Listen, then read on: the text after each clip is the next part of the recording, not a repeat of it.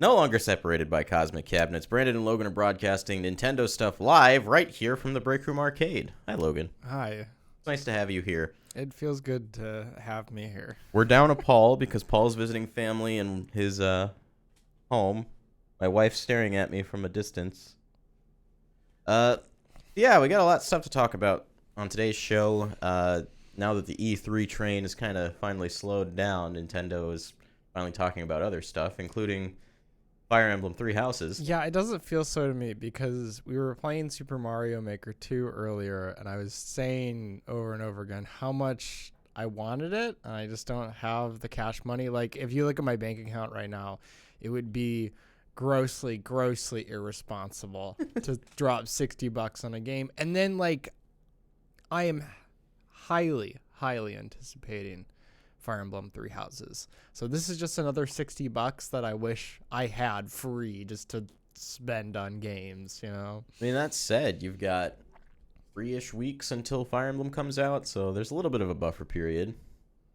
Well, I'm going to have to figure out how to sell an organ on a black market or something like that, you know? You can sell a foot.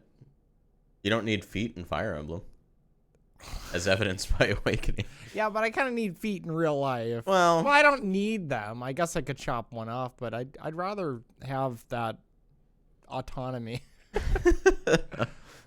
Yeah. Well, Nintendo's been talking a little bit about Fire Emblem this week. Logan, why don't you give us the lowdown? Yeah, so they talked a little bit about their collaboration with Koei Tecmo. Who they did Fire Emblem Warriors with. Right. So there's a few things that I thought that was interesting about this. One, the fact that that sounds like it kind of set the stage for some of the battles and the fact that there's so many characters on screen, kind of like a squadron, as opposed to just like a single unit like in previous games. So Fire Emblem Warriors and just the Warrior games in general inspired kind of that spectacle. That's what it seems like. They weren't completely like clear on exactly like what the collaboration. They did say that Intelligent Systems was largely responsible for the graphics and the design, but it seems like some of the tech came out of that collaboration with Koei Tecmo and allowed. They said that they probably could have finished the game without Koei Tecmo, but it would have taken a lot longer.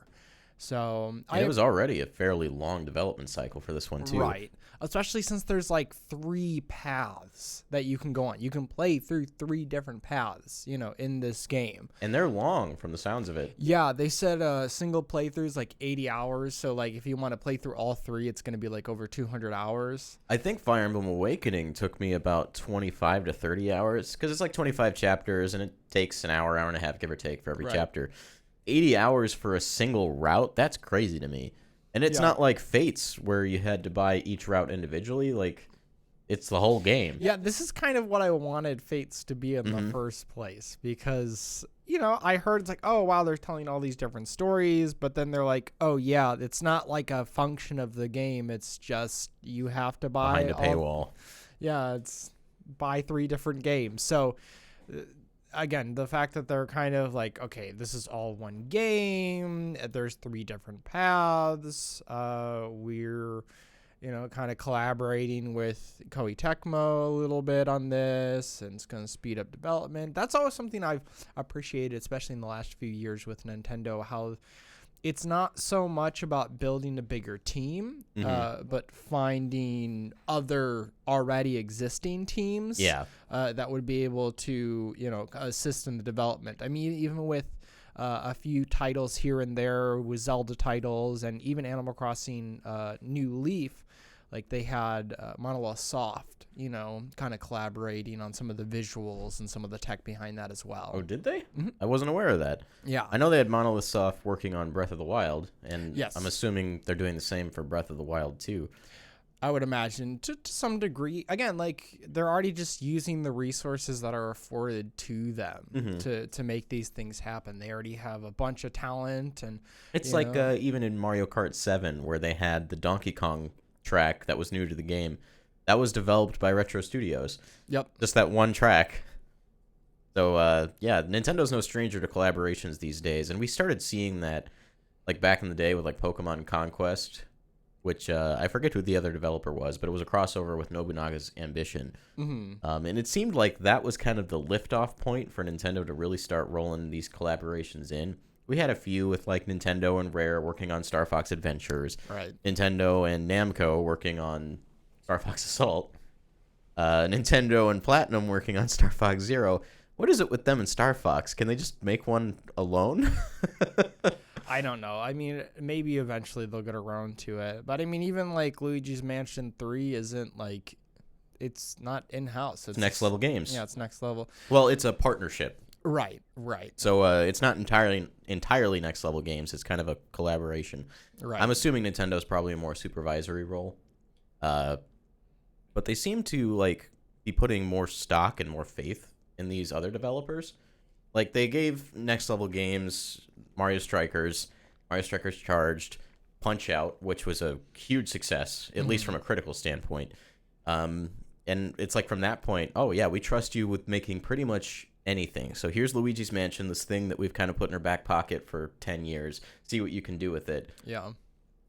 That was a success, and now they're making a full HD game for Nintendo Switch. It's kind of fantastic. Yeah. Going back to Three Houses for just a minute, something that shouldn't be surprising to any of us is that there's going to be DLC. Yeah, a trend for Fire Emblem as of late. Very much. It seems like we're going to assume that we're going to make quite a bit of money off of it. They make a lot of money on DLC for Fire Emblem. So they announced the expansion pass, which looks like it's already available for pre-purchase on the eShop. What do you get with that? 4 waves of DLC. Also, like Academy outfits, like right off the bat once you buy it. So you get some outfits for your characters for the Academy, and something small. Quick cosmetic DLC, like as a kind of, like promise, hey, we're gonna get you something later, but here's this now. Yeah, I like when they do that. They did the same thing for Mario Kart 8 Deluxe with they had the Yoshi colors and the Shy Guy colors you could get if you pre-ordered the season pass for that. I like that they kind of kept up with that rhythm. Mm-hmm. Yeah. So, I mean, overall, like, I feel like there's a lot that I still don't know about this game, which is, I think would be a good thing, because I love not knowing everything going into a game, just having, like, it all spoiled right before it actually comes out. But also, this game seems like it's probably got more content than any other Fire Emblem game to date. Good gosh, yeah. Like, I'm anticipating that we're going to be sitting on this Fire Emblem game for a long time.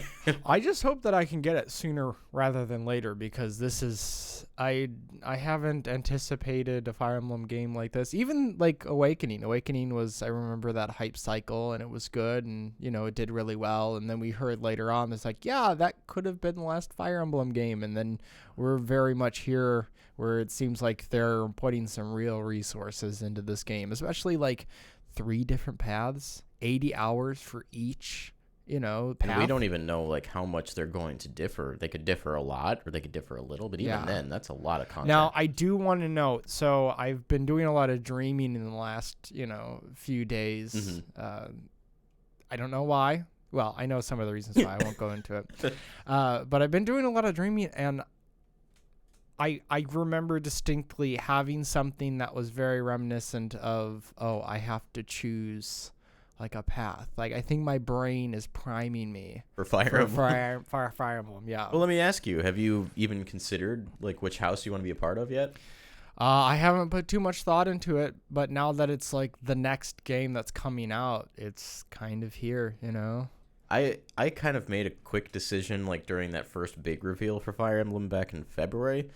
And I'm definitely part of the Golden Deer house. Okay. Yeah, I probably won't make a decision until I start playing the game. So I guess it really depends on when you make the decision. Like, do you make the decision like when you boot up the game, you just choose a house? Mm-hmm. Or is it a matter of you go into it, and then, after like maybe like an hour of gameplay or something like that, you make a decision as you kind of like go into it and make that.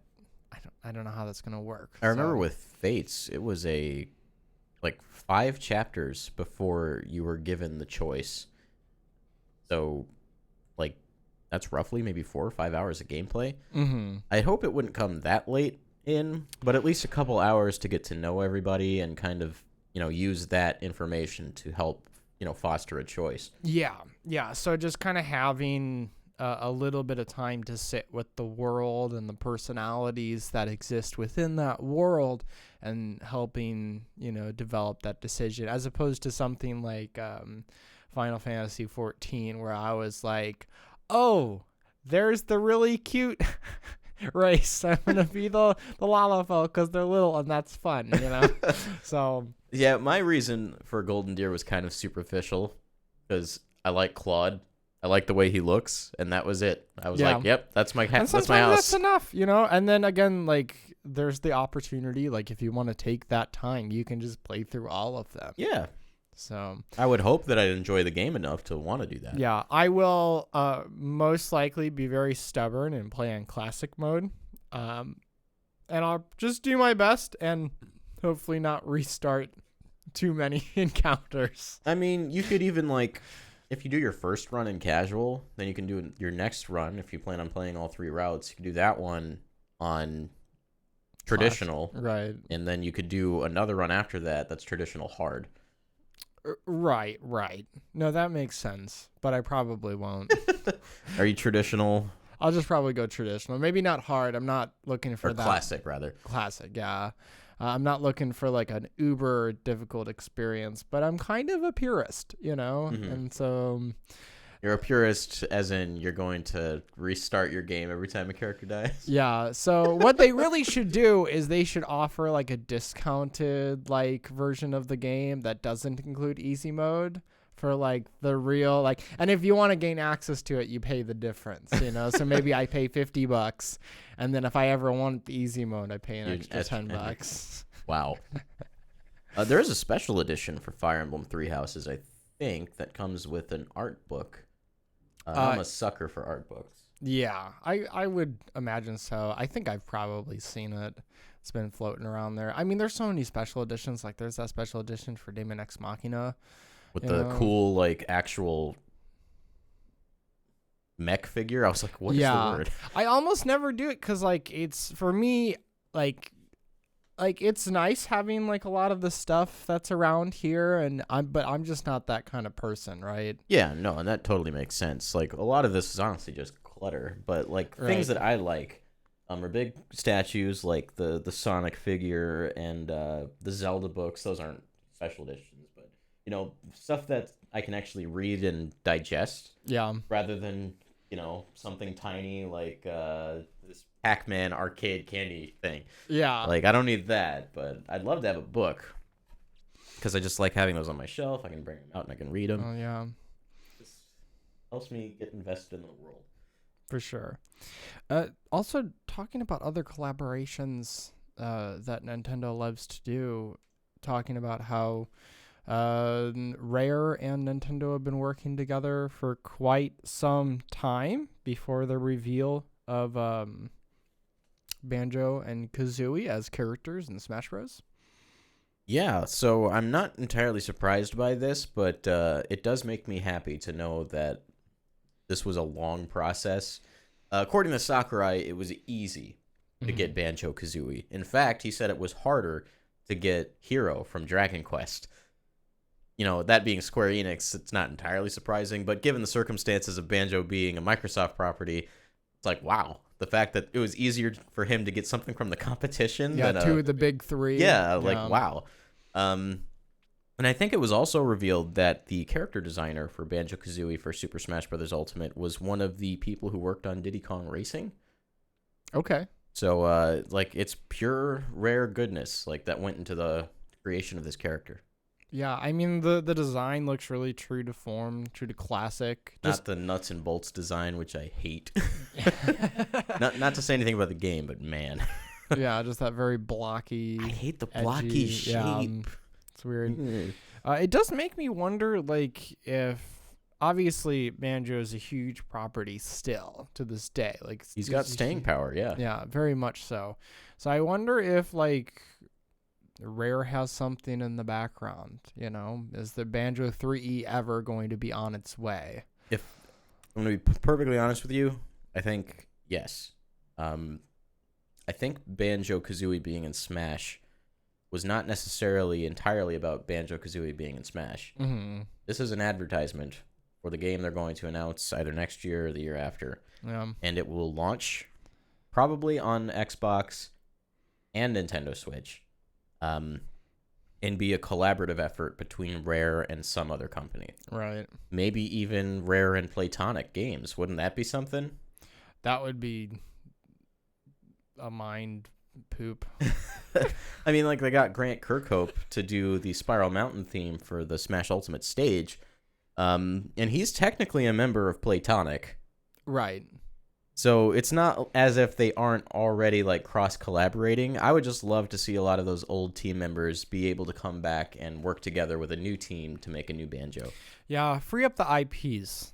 Let's not have anybody own IPs. Let's just let them float and then just kind of have a, It's like what we talked about earlier with Nintendo doing so many collaborations with other companies. It leads to more opportunities for games from, with old IPs but new ideas.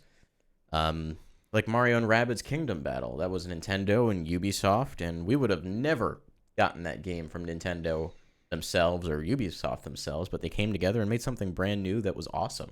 Yeah. So I really hope that happens for Banjo-Kazooie because I found Yooka-Laylee a little stale.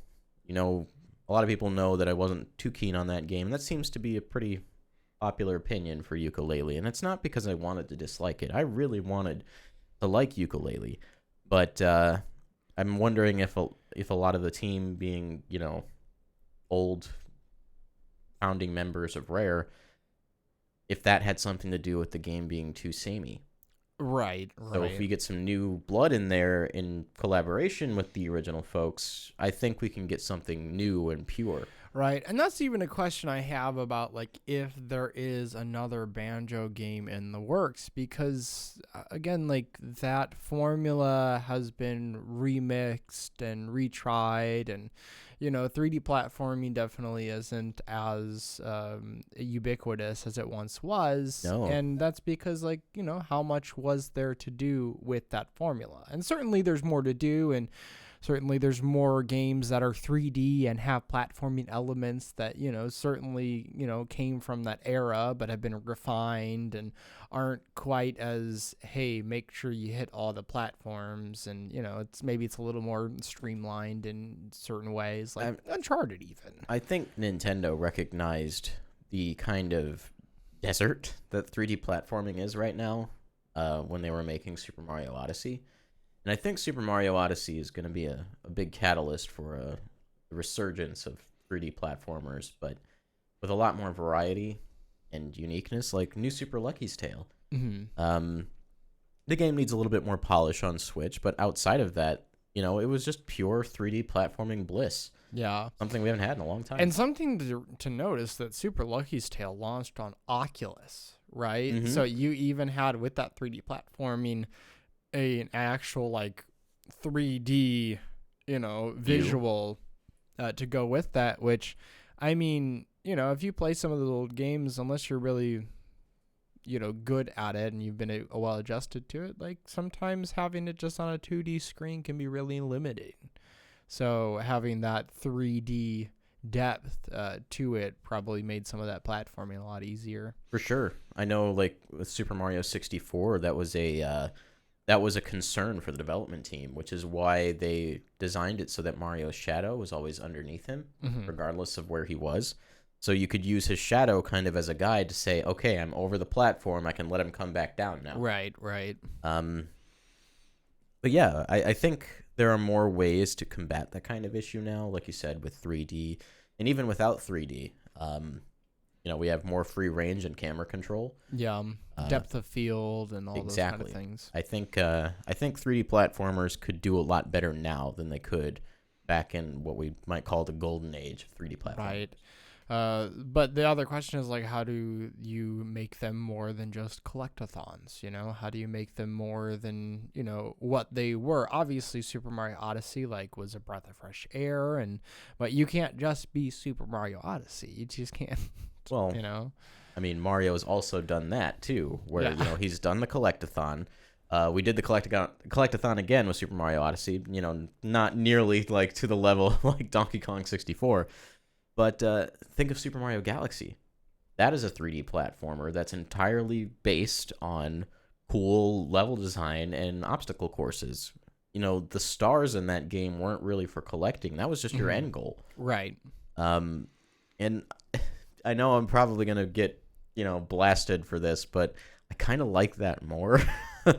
I loved Super Mario Odyssey, but kind of after the fact, I really sat down and I thought about it, and I was like, I think I just like the pure level designs of Super Mario Galaxy more than that whole experience. But that's another conversation.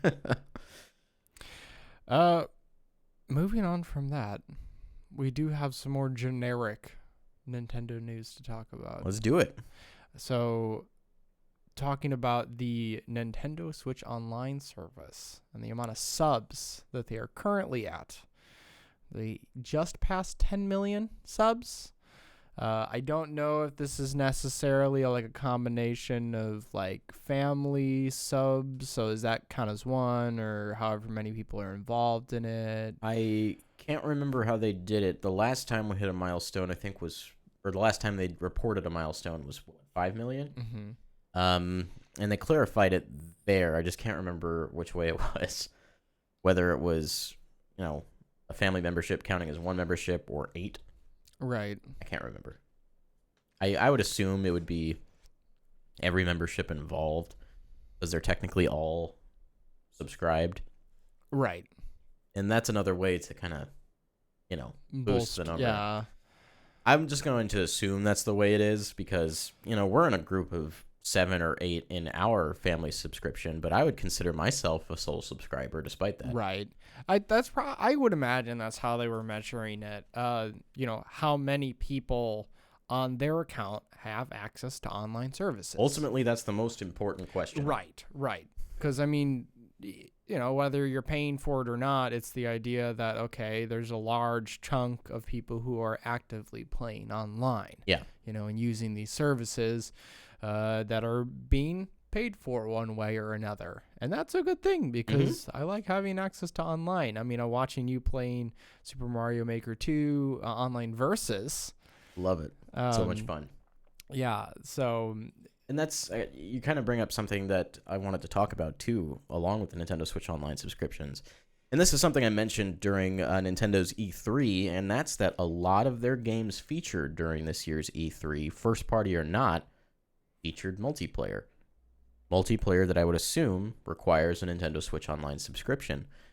I know a lot of people were worried that, we were going to pay for Nintendo Switch Online and we were just going to get the same old tired experience that didn't work super well like we had with the Wii and the Wii U.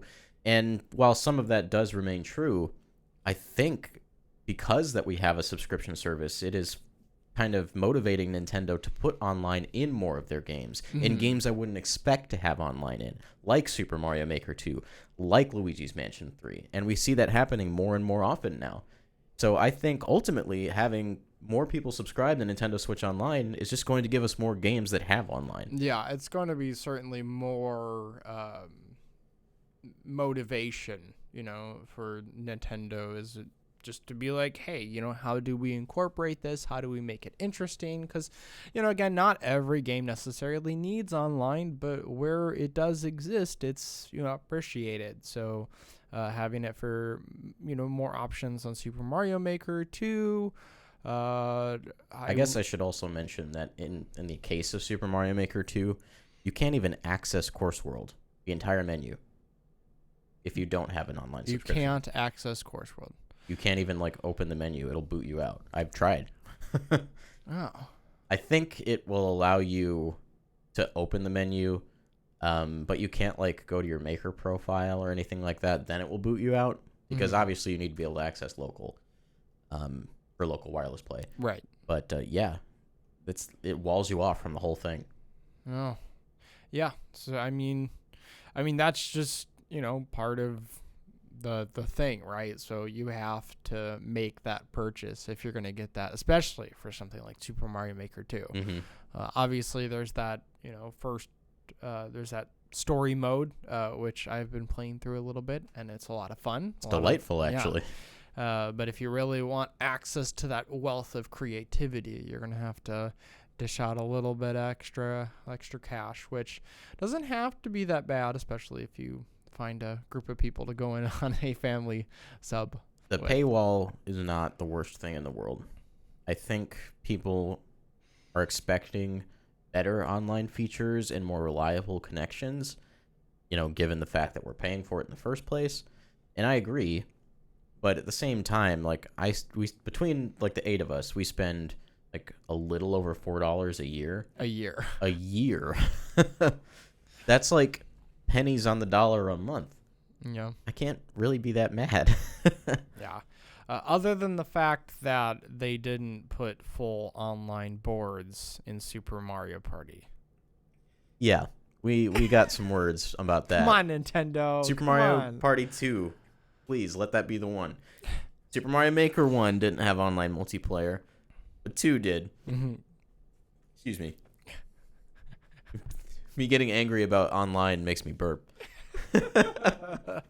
I'm not that angry. Yeah, but I think it's good that we hit that 10 million mark. I think we're going to get more kind of special offers, and maybe we'll start seeing some of those other game consoles get support for the online classic library. Yeah, I definitely want more like Tetris 99 style stuff. Like throw me like maybe a smaller experience, but they have other ways of monetizing that game too, including that DLC pack that included those offline single player modes, which I mean that's great for me because that's just a pure essentially that's me paying $10 for a Tetris game just offline and a little more casual, a little more fun, and that's what I enjoy with my Tetris. I can't remember if I posted this in our news stories for the week, but that's not the only Tetris 99 story. The other one is that it was rated for a physical release in Australia. Oh. So Tetris 99, presuming this is true, will not be exclusive to Nintendo Switch Online members in the coming days or months and will be available for purchase. Okay. Which I think is perfectly fair. Now, the question is, will it include the DLC, including the second DLC pack that they have announced? I think it kind of has to, because if you can buy Tetris 99, physically, it's not dependent on whether or not you have a Switch Online subscription. So those online modes or offline modes should definitely be in there from the start. Otherwise, you're buying a game you can't play. Right. So this second DLC pack includes offline multiplayer. Very nice. So it's kind of just rounding out to be a full-on Tetris experience. Any kind of Tetris you want to play, you go for it. You got the Core 99 experience, and you got classic Tetris also built in. And then if you play in some of those, Maximus Cups that they do, you get some extra Tetris themes, like the classic Game Boy theme they did a few months ago. They have one going on for Splatoon right now. I don't know if you get a Tetris theme for it, but if you do and it's Splatoon theme, that's cool. Yeah, that would be really, really neat. Man, Nintendo's just super productive. So many things. So many. I can't keep up. I'm too poor. Even if I wasn't poor, I would still be broke. Yeah, I've been looking at the games coming out in the second half of the year, and that's kind of the core topic of today's show. And I'm like, I don't know how I'm going to buy them all. I don't think I'm going to because I can't. So I'm having to make cuts in places that I wouldn't necessarily want to. Even buying Super Mario Maker 2 was super hard for me.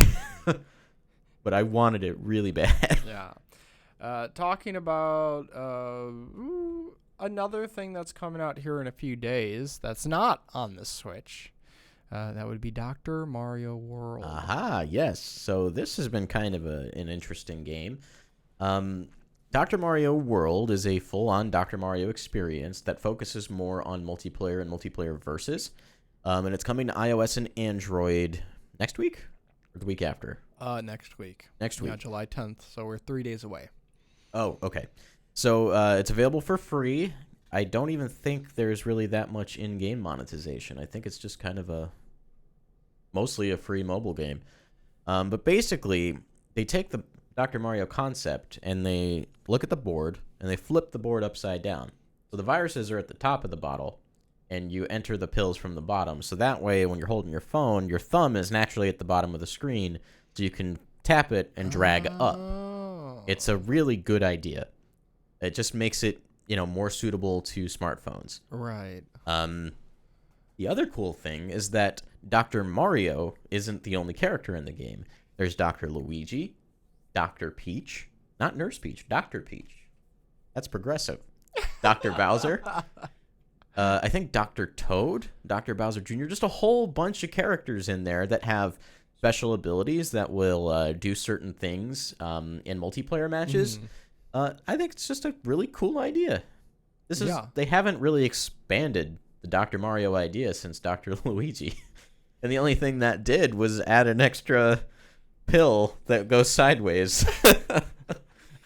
So, this is a pretty cool idea. I'm not the biggest Dr. Mario guy. I'm not really a puzzle fan. Just throwing that out there. I know you are. I'm the puzzle guy. So how do you feel about all this? Well, the fact that I know that it's free and coming out in 3 days, I am excited to give it a try, give it a whirl. Following block puzzles, I'm obviously a huge fan of Tetris. So Dr. Mario is kind of in that same vein, a little bit different. Is this technically a flying block puzzle? I guess so. I mean, it's falling backwards. Yeah. Falling in style, I guess. There we go. Got to throw in that Toy Story reference. Yeah. It's topical. But outside of that, I don't feel like there's a ton to talk about with Dr. Mario. It's just, it's a mobile game. It's coming. I'm glad that Nintendo's continuing to put stuff out.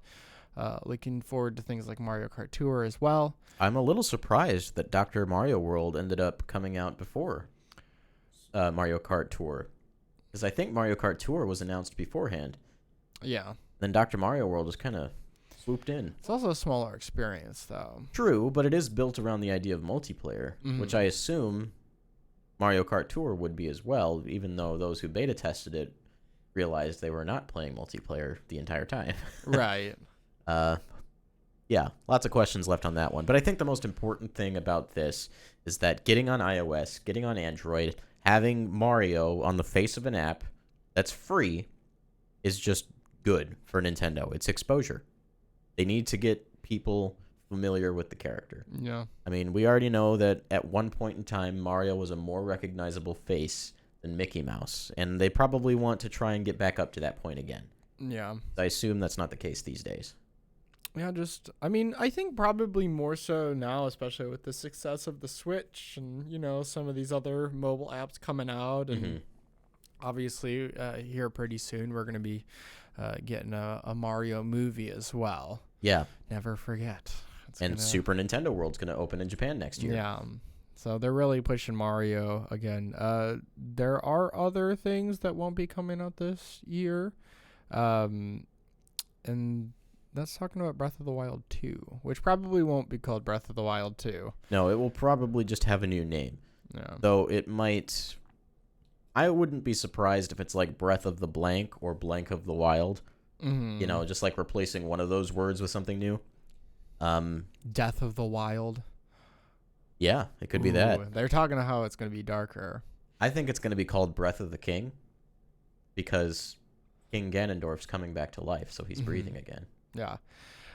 So, I mean, the only thing to say here is that they're recruiting. I mean, they're very much still in development with this game. Well, there's a more specific detail about that I think is really important. Why don't you give us that? Yeah. Let me just bring that up with my beautiful... I have so many things open right now. Oh, no. Where is it? Well, while he's looking for that, I can tell you. Right. Go for it. They're looking for dungeon designers. Yes. And what didn't Breath of the Wild have? Well, it had, but maybe not fulfilling enough. It didn't have like true traditional Legend of Zelda style dungeons. My hope is the fact that they're hiring dungeon designers, is that they're trying to kind of recapture that lost element from Breath of the Wild in the Legend of Zelda series and kind of marry that to the things they did in Breath of the Wild. Mm-hmm. So when they made Breath of the Wild, it was a huge callback to the original Legend of Zelda game design. But the original Legend of Zelda had dungeons. Mm-hmm. 8 of them. Nice dungeons. They were small because it was an 8-bit game, but imagine having a Breath of the Wild sequel with all of the elements of Breath of the Wild, plus more, and 8 glorious themed dungeons with boss fights. Please and thank you. Yeah, I mean, there was certainly something to appreciate about the open-endedness of like the shrines. Oh, of course. I would never want to take that away. Right, but certainly having like a more rigid like puzzle solving, something that's like, oh, you're really gonna have to look for a specific, solution to what's happening here. Right. So, I mean, we got a little bit of that with the champions and the what were their things called? Divine Beasts. Because we had 4 of them with a 5th one being added in the DLC, but they were really short experiences. And one of the things that bothered me about them is they were all built around the same concept. And that concept being that Link scans his Sheikah Slate onto the core of the machine, and then he's able to move a specific part of the Divine Beast, and then we would, solve the puzzles around that idea. But all 4 of those dungeons used that concept. right. That said, the mechanic in each was different, but it did feel, a little cut and paste. Yeah, it felt just like one big puzzle as opposed to like a series of puzzles. Yeah. I think, did they even have locked doors? Like, were there small keys? There were small keys in some shrines, but I don't think there were. There was small keys were something that were very, very like they only used them when they were like, okay, this makes sense. We here. have no other way to lock the player from doing this thing. Yeah. So I miss that. I miss the process of being like, you have to go here to get this small key and then use the small key on this door, to get to progress. It's not like we haven't had that free roaming experience with 8 dungeons in a Zelda game before, because we did in Link Between Worlds. Mm-hmm. The first 3 dungeons were required, in a particular rigid order, but after that, the rest of the game was go wherever you want, do whatever you want, in whatever order. Yeah, and those dungeons were really good. They were super good. That said, Link Between Worlds was a much smaller experience, but in the case of Breath of the Wild, we're on the same map. And I think one of the core reasons for doing that is so that they can introduce these dungeons and make them a core component of the experience this time. Yeah. I'm really excited at the prospect of this whole dungeon experience. It's one of the big things I want from Breath of the Wild 2. I want big core dungeons. I'm hoping for multiplayer playable Zelda, and then I'm hoping they kind of hone in on the story.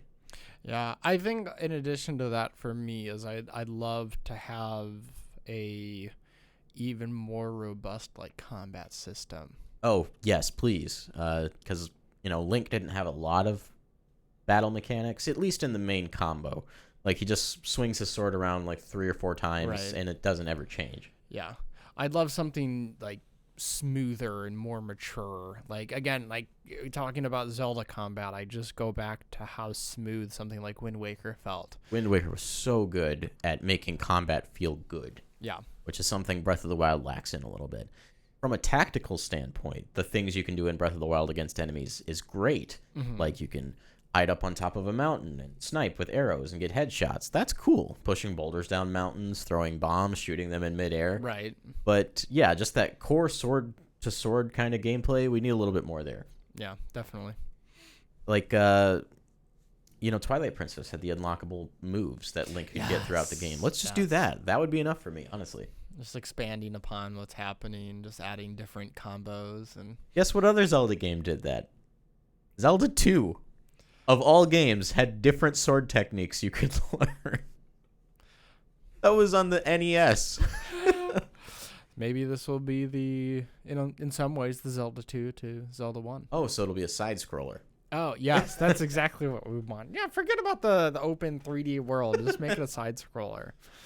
Moving on from that, going back a little bit to Smash Bros. There was a little bit of a I'm hesitant to call it a tease. It's a tease in the sense that it feels like pretty intentional, but also not anything that's necessarily confirming anything, which is that there was kind of a Smash Bros. Symbol in a Shantae trailer. So, Studio Trigger, a prolific anime studio, did the opening sequence to Shantae 5, and they released the opening already. We haven't even seen the game yet. We don't even know what it's called, but they released the opening to it. And in the opening sequence, Shantae is asleep at the beginning. She wakes up and looks out her window, and her window is a reverse Smash Ball. So if you looked at the window from the outside looking in, it would be a Smash Ball. Or, like if the shadow casting on the wall would be a Smash Ball. That window has been in previous Shantae games. The thing about that is that the window pane was even. Right. Here, it is very deliberately crossing in the corner in the way that the Smash Ball does. Right. Shantae is a character people want. I understand that, and I'm about it. The thing that I don't quite put stock in here is the fact that Studio Trigger, an anime studio, made the opening intro to the game. The only way that Studio Trigger would have known to do that is if they're the ones who made the reveal trailer for Shantae that we haven't seen yet. Right. There's no way that Sakurai or Way Forward would be able to provide them that information because it would be under NDA. Right. So that's the circumstance in my mind that has to be true. They have to have been the ones to make her reveal trailer. And if they did, we're in for a treat, by the way. Right. Yeah, I don't think it's necessarily a confirmation, especially with just how, it's just there. And I don't think Nintendo, maybe they gave them the go-ahead if that was the case, to kind of tease it. But at the same time, Sakurai's not that kind of person, though. Yeah. He teases things on his own terms, which is very infrequently. One time during one of the Smash Directs last year, the one that revealed King K. Rool, he posted a tweet talking about tomorrow's Direct, saying something about having red eyes because he hadn't slept in a while, which ended up being a tease that it was King K. Rool who has a red eye. Right. But he did that the day before. This would theoretically be months and months before. Yeah, I mean, we already have our summer character and our fall character confirmed and lined up. We're not going to hear about Shantae maybe at least until a few weeks before Banjo comes out. Maybe a month. If they reveal her now, that's great. I don't see that happening. Yeah, not so far ahead of time. Maybe this will be something that, kind of everybody brushes off as a coincidence, and kind of forgets about it months and months. And maybe Shantae's the last character that comes, maybe there's another character in between. Well, that could be. I didn't consider that. But I mean, this is all obviously speculation. We have no way of confirming or knowing this. It's just, I do have a fun to talk scenario. about. Okay. I have a scenario. So I think that this game, Shantae 5, will be revealed in Nintendo Direct because, Shantae is closely linked to Nintendo despite releasing on other platforms. She's got that Nintendo vibe. And she released on Game Boy Color in her first game. So she'll get revealed in a Nintendo Direct in the second half of the year. The opening scene that Way Forward and Trigger have already released will play until we get to that window. And then the animation will change from inside the house to outside the house where you see the Smash symbol. And then an envelope is going to blow into the window and land on Shantae's bed. That'd be pretty cool. I mean, it definitely, if this is That's my prediction. Confirmation. Yeah. Of the Shantae is coming. I certainly think, some people are like, Well, there's other indie characters that only got wrapped as like an assist trophy, but also Shantae's got a lot more legacy to her considering she She's been released on the around Game Boy Color. in 2002. She's a Yeah. 17-year-old character. Yeah. If anyone deserves an indie spot, it's her or it's Shovel Knight. I mean, Shovel Knight's recent, but he's already an assist trophy. I'd love it if he got added to Smash, but you know what? I'm okay with putting that to rest. It's Shantae's time, in my opinion. Yeah. We will have to see. I've never played a Shantae game. Probably should. The original Shantae game, while being difficult, according to our friend David, comment RDW, go subscribe to him.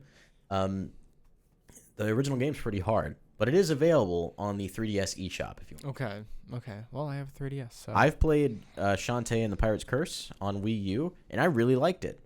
It's kind of mostly a platformer with a little bit of backtracking, a little bit of RPG-ness, but it's pretty fun. Shantae's just a great character. Yeah. Well, I mean, talking about some other third-party characters and games that are coming out, WayForward has some other games that are coming to the Nintendo Switch, including the 3D brawler River City Girls. River City Girls is a new entry in the River City series of beat-em-up games. One of them, I believe, is available on the Nintendo Switch Online app, one of the NES games. Spoiler alert, those games aren't great. But River City Girls is kind of like a twist on what we already know from River City. So instead of the guys saving the girlfriends, it's the girlfriends saving the boyfriends. And it's got this like anime art style. And it's a co-op beat-em-up brawler. And it just looks like a fun time. Beautiful art style, fun anime music. Yeah. I'm into it. Whenever I think of like brawlers, beat 'em ups, specifically, I think of like Turtles in Time That's like, on the SNES. yeah, that's like the top of my mind. I think of those kinds of games. Just a good time. Like I really want to get a SNES just so I can play that game. Turtles in Time, Streets of Rage, Double Dragon. I think those are like probably the biggest. Well, in the Scott Pilgrim game, rest in peace to that one. But yeah, I was not anticipating I'd be interested in this kind of thing because I'm not the biggest beat 'em up fan. Right. But this just looks like a fun time, so I'm looking forward to it. Yeah, beat 'em ups. For the most part, especially because a lot of those beat 'em ups are more classic games, they tend to be a little bit harder and, A little rough around the edges. Yeah, we've certainly gotten a resurgence of more difficult games here in the last few years as well, including one that came to the Switch a while ago, and we're getting another DLC pack. Yeah, so this one, this story kind of came as a disappointment to some people. For me, it's just, hey, take all the time you need because the board game's great. And of course, we're talking about Cuphead. Studio MDHR announced and released a trailer for the upcoming DLC featuring the new character Miss Chalice, and also announced that it was delayed until 2020. Okay, fine. That's perfectly fine. I am okay waiting because that core game's fantastic, and I know that they're doing it so that they can put all the polish in it. Right. You gotta polish the cups, guys. You gotta really wipe them down. You already got, a full game, and was there DLC for that already? No. So this is the DLC. Okay. Yeah. I don't remember if it's going to be an entirely new campaign. I'm assuming it is. But the trailer featured some of the new boss fights we'll get to experience. It showed off Miss Chalice. Yeah. I'm fine with waiting. Yeah. I got no complaints here. Yeah. So we got a few more things on the list here, including probably one of the things that I was most excited for about like any of these stories for this week. Really? Yeah. And that is a remake of Harvest Moon, Friends of Mineral Town for Nintendo Switch. I threw this in for you. Yeah. So there's a few things here. One, I think of all the things that the Harvest Moon devs could be doing, making a remake is probably one of the smartest things they could do. Yeah. Get back to the roots. Get back to what made Harvest Moon good. Rediscover that. Yeah. Stop making, game after game after game and just trying to cash in on it, especially when we live in a future where we have Stardew Valley, right? And so if you're going to play like a cute farming sim where you get married and you do everything you do in Harvest Moon, you know, even taking some of those more magical elements, you know, and throwing them in there. Like it's very much a Harvest Moon game on steroids, you know, and just doing all the best things. So I think the fact that they could, you know, would go back and say like, hey, let's hit some of this nostalgia. And then hopefully this isn't just a cash grab, but maybe hopefully it's a Nintendo kind of strategy of, hey, we're revisiting some of these older titles. We're going to try to figure out what made them special. And so we can kind of push the boundaries with the series as is. And the game that they chose to remake, as far as I understand, is a fairly popular entry in the series. Yeah, I think it was like I think this was a GBA game. Yeah. So kind of really, really going back. I mean, even with Harvest Moon 64, some of the entries I think on the I've got GameCube. Nintendo Power issues that were previewing Friends of Mineral Town back here on the desk, or the shelf. It's definitely an old game. Yeah, so I'm excited to see how they, you know, turn this into something like it's a remake. Right. So what's going to be new about it? Like, how are they going to really refine what was there and then, you know, up the presentation a little bit? And I think in the cases of older games that, you know, are old enough that, you know, they have to be completely remade from a visual standpoint. In a lot of those cases, I think just the visual presentation is enough, because that's got to be a lot of work already. Right. Like you look at Link's Awakening, and it's primarily just a visual upgrade. Right. With a couple new features like the chamber dungeons, but that's more than enough for me in that kind of game.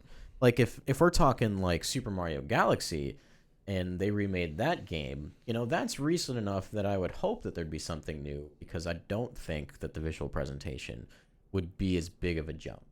Yeah. But for this game, I think, you know, that alone could go a long way. So I'm excited to see what they do. I mean, I guess the really big thing is, like, how are you going to get people who are like, why would I play Harvest Moon when I have Stardew Valley, right? Like, that's the jump. Like, they have to kind of still justify Harvest Moon's existence because they've kind of been so slow on it for so long. And now they've got competition in Stardew Valley and Story of Seasons. Which is the real Harvest Moon. Yeah. You know? And that's got another game coming to Switch, a new one. So they kind of got to get going on this. Yeah. Oh, and the new Rune Factory is coming as well, which is also technically a Harvest Moon game. Yeah.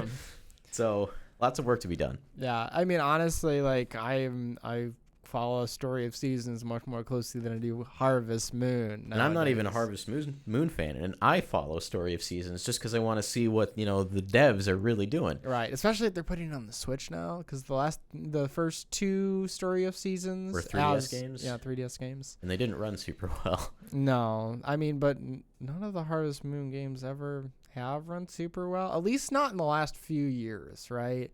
Like I remember playing A Wonderful Life on the GameCube a lot, and that's such that's a magical game. Like it's so good. They really nailed the art style, and I'm a little surprised that's not the one they opted to remake, because that seems to be like the golden child of the series. Yeah. And they could even do with that one, they could do a fusion of A Wonderful Life and Another Wonderful Life, which are essentially were the same game, except Another Wonderful Life you played as a female, had all the same characters, but it had expanded features, right?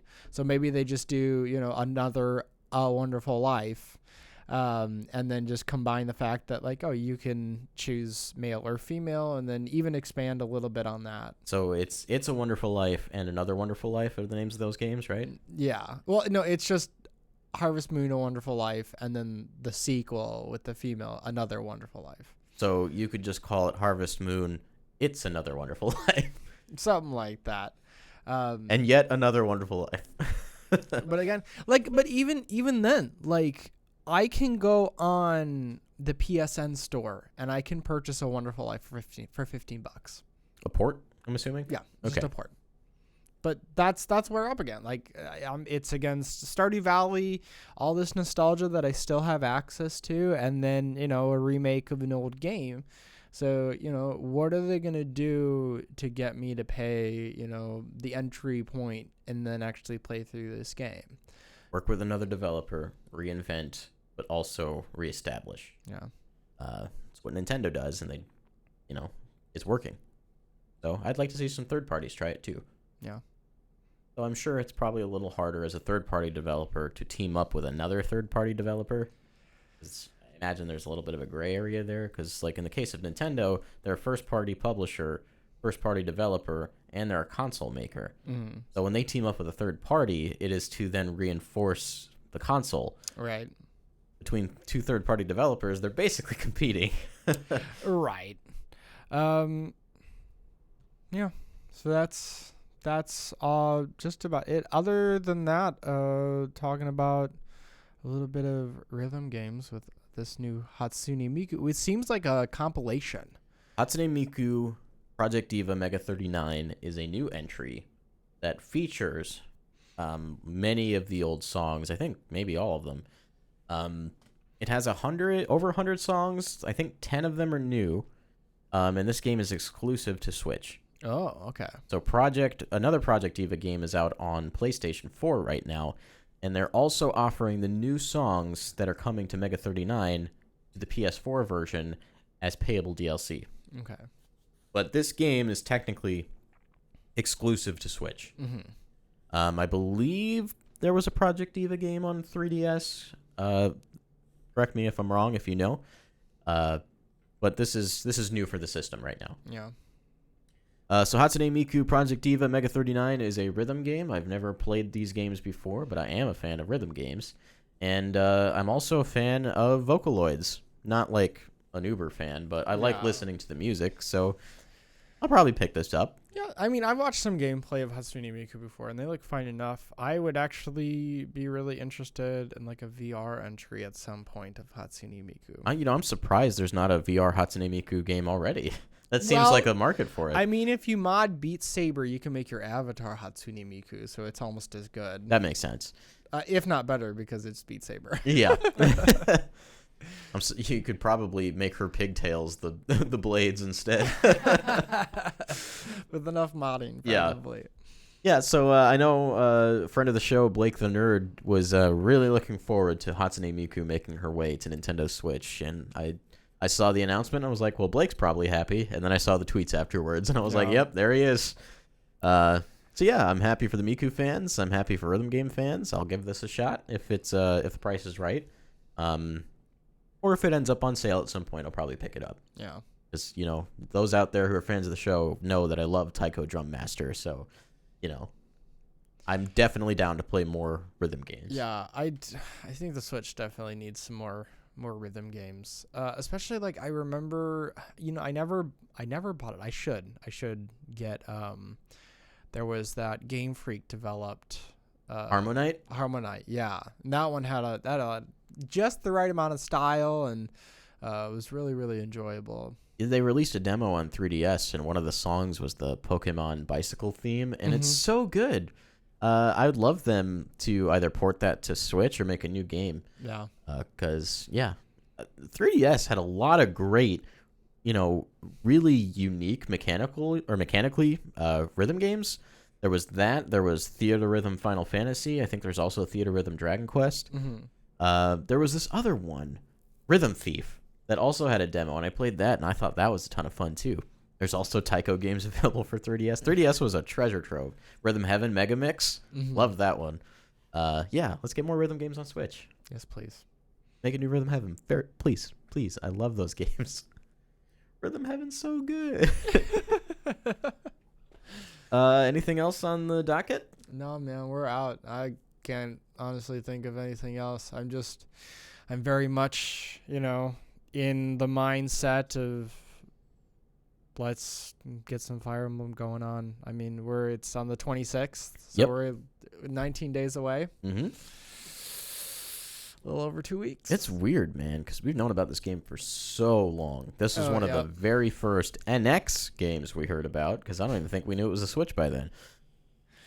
So that had to have been like 2016 when the game got announced. Yeah. It was the same direct where, or maybe it was right after the Nintendo Switch presentation, because it revealed, I'm pretty sure it revealed Fire Emblem Echo Shadows of Valentia.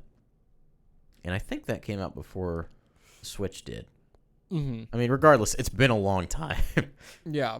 So it's been a long time coming for that. Same with Luigi's Mansion 3, which we still don't have a release date for. I think there's potential for this to get pushed to 2020. I really hope not, because this is like a big game It for the looked year. like it was pretty far along, like especially given the last time we saw it before then. Yeah, what an improvement. Yeah. Yeah, I don't know. I'm just a little worried because, we're already, a few days into the second half of the year and we still don't have a release date yet. Mm-hmm. And with it being like a tentpole release for Nintendo Switch, as a first party game, that's worrying. Like, I don't want there to be a big Luigi's Mansion 3 hole in the middle of the year. Yeah. Same like with Animal Crossing, which got pushed to March. Yeah. I mean, maybe part of the reason they felt okay pushing New Horizons to 2020 was because they're like, oh, Luigi's Mansion 3 is just about ready, and that can fill that hole, and then we can put New Horizons early next year. Yeah, and for what it is, like, it's a packed year for releases, at least for the second half of the year. The first half of the year was kind of like 2018, in which there was not a whole lot going on in the first 6 months. Yeah. I hope we kind of get away from that in 2020. I mean, we're going to have Animal Crossing, and that being in March that's like a Smash Brothers level launch, like, to me, because that's a game, I'll be playing a lot. Yeah. Same with like Super Mario Maker 2. I can't get over this release date. March 20th, 2020. Yeah, but specifically it's March, which is the third month, and then there's 3/20s. Yeah. It just kind of lines up. Not like that's terribly interesting, but I think it's interesting. It's a worldwide launch for the first time for Animal Crossing, and we'll get started in spring. At least us here in the Northern Hemisphere. Yeah. But that's going to be their core markets being, North America, Europe, and Japan. Yeah. So, sorry, Australia. Sorry, guys. Yeah. I mean, overall, I think the second half of 2019 is looking pretty good. It started off really strong with Super Mario Maker 2. Like, that game is eating up my whole life right now. From streams to just playing when I wake up in the morning, doing a couple rounds of verses every now and again. That's a really good, strong start. We got Fire Emblem coming out next month. September's got Daemon X Machina. Mm-hmm. I forgot about August. Astral Chain comes out at the end of August. I'm really looking forward to that one. We have Hero coming out for I almost said Dragon Ball Z for Smash Ultimate. With Banjo coming out in the fall. We have Luigi's Mansion 3 coming out some point. November. No, October. No. Come on. October. Oh, yeah. It's got to be October. It's got to be October. Like a few days before Halloween. Yeah, I mean, that's what they did last year with the Luigi's Mansion remake. And what else are they releasing?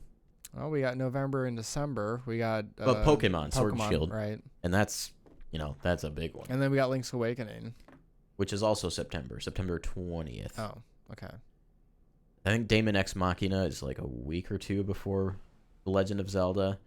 I have a sinking feeling that Daemon X Machina has become just kind of a drop in the bucket. Yeah, it feels like a filler title in a lot of ways. I think, Marvelous and Nintendo, well, maybe Marvelous. I think Marvelous really believes in the game. I think Nintendo is a little lukewarm. They did spend a lot of time at the Treehouse at E3 just trying to prove that they really took all that feedback into consideration from that survey they did. Mm-hmm. And I really wanted that game to be good. I really do, because it's a cool idea. Like, it's an anime mech game / Monster Hunter type thing, where right. You go on missions with your friends and you pilot big robots. That's cool. It needs to work a little better than it did. Yeah. Hopefully they can spend some time really ironing out the performance specifically. Yeah. Another big game coming out in the second half of the year, one that I am very, very excited about, is Dragon Quest XI Definitive Edition S, I think is what it's called. Yeah. I am super excited for that game. I've always wanted to get into Dragon Quest, and Dragon Quest XI seems to be universally acclaimed. like even here in the States. And that's really exciting to me. I've heard from people that the NPC stories are really engaging, just the whole plot's really engaging. And it's been a while since I've played an RPG that really wowed me from a story standpoint. Xenoblade Chronicles 2 was really exciting, but in the second half of the game, towards the end, it does, falter a little bit. It's still good, but I think Dragon Quest XI is going to kind of fill that void in my heart. Yeah. So definitely looking forward to that. That might be, outside of Luigi's Mansion, my most anticipated game for the second half of the year. I'm really high up on Astral Chain personally. Oh, yeah, for sure. And I feel like we still don't really know a ton about that game. I don't need to. I didn't see the Treehouse segments for it, so I don't really know what else is going on in that game. Yeah. But it looks cool. It's a platinum game. Yep. And then I guess before we close out the show, since we're talking about the second half of 2019, there is one more big gaming event that will take place before the end of the year. And that is the Game Awards. Oh. What were you thinking? My mind went to Splatoon. Oh, well, there is Splatoon. I think we'll save the conversation for that maybe on next week's episode. Yeah. But the Game Awards will probably have some Nintendo-related announcements.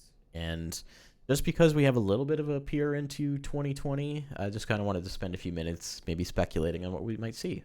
Bayonetta 3. You were right on it where I was. The fact that it was missing, kind of make room for other things that are happening. And Game Awards is where it was originally announced. Yeah. Yeah, I'm in agreement with you there. I also think that another Smash character will get revealed, much like last year. Mm-hmm. This being the final one. Right. Because what better place to reveal your big, heavy-hitting final character than in front of a huge, unbelievably huge audience? Because the Game Awards grows in viewership year after year after year. I think doubled between 2017 and 2018. I know it was like a big leap. Yeah, it was big. Yeah, and they were certainly proud to be able to reveal Joker last December, and that had a big impact across the internet. It even did on our channel. Oh, yeah. So yeah, I'm excited at the prospect of him revealing Bayonetta 3 and revealing the final Smash character. Unless Sakurai does that on his own terms, that's also possible. Right. Because they did that with Bayonetta in Super Smash Bros. For Wii U. Kind of funny that we're anticipating the final character be announced at the Game Awards and also Bayonetta 3, and the final character announced in Smash 4 was Bayonetta. Yeah. It's a full circle. All comes back together. And then I have one more prediction for the Game Awards 2019. And that is way out of left field, but I'm saying Metroid Prime 4. I don't think we're going to hear about it. I'm just saying like a CG trailer, no gameplay. Oh. If it's not that, it's Breath of the Wild 2. Oh, yeah. It's going to be one of those. I grow increasingly worried About about Metroid. Metroid Prime 4. Yeah. At this point, I think Breath of the Wild 2 will come out before Metroid Prime 4. I really want a remake of 1 to 3. 1 to 3. Yeah. We keep hearing about that Metroid Prime trilogy, and it just keeps not happening. It makes me wonder if it was all founded on nothing. I mean, it very well could have been. Yeah. I mean, Welcome to the internet. For sure. I mean, I absolutely want Metroid Prime trilogy remade more so than a port, but I don't know. I don't have much stock in it anymore. Well, I guess we'll have to wait and find out. Yep. Well, lots to look forward to in the second half of 2019, and you'll hear us and what we have to say about those things as the time comes. So coming up soon, in a couple of weeks, we'll have Fire Emblem 3 Houses. Logan, you being the bigger Fire Emblem fan, I'm assuming you might have more to say about that when the time comes. I hope I can afford it. We'll figure that out when we get there. But yeah, thank you guys so much for hanging out with us. We will be back next Saturday and or Sunday, next weekend.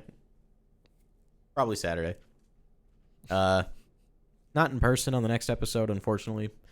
We like doing it here when we can, but we're limited by what we can do. So yeah, we'll be back with episode 47 of Nintendo Stuff. Wow. It's a lot of episodes. We're getting close to that big 5-0. Yeah, we're pretty stubborn about it. We want to, for some reason, we want to continue doing this. It's almost like we enjoy it or something. So yeah, we'll be back then. You can follow me at Babababs on Twitter. You can follow Logan at LoggyDubs. You can follow us as a collective at Breakroom Arcade. You can join our Discord server if you want to keep up the conversation. We always like chatting. Join our Discord. Join our Discord. Play video games with us. Yeah, please. Yeah, lots of fun stuff going on there. If you really like what we do here and you want to help support the channel, please like and subscribe to our YouTube channel. Rate us on podcast sources such as Apple Podcasts. And if you really enjoy us and you want to help us, do this full time, that's the ultimate end goal here. Please consider donating to our Patreon or becoming a channel member. All that money helps support the show. Helps us buy new equipment like this setup right here. This was possible because of you. Thank you so much for helping us make these, marginal adjustments to our show. Like, think about it. There was a time when we couldn't even do this. Like, if we were visiting together and hanging out, you would have to be in another room hooked up to a computer, and we would have to, still do it over Discord. Yeah. But here we are. So thank you so much for making that kind of thing possible for us. We really appreciate it. And Logan, I'll let you close out the show because I have to get up to do it. Oh, okay. Hi. Goodbye. It's been good. I hope you listen to us more and more. Come back next week for more goodness. We love you. And we always say... Oh, man, my brain's not working today. Don't break your backs. Don't break your backs. Breaking the games, but for now, break time is over.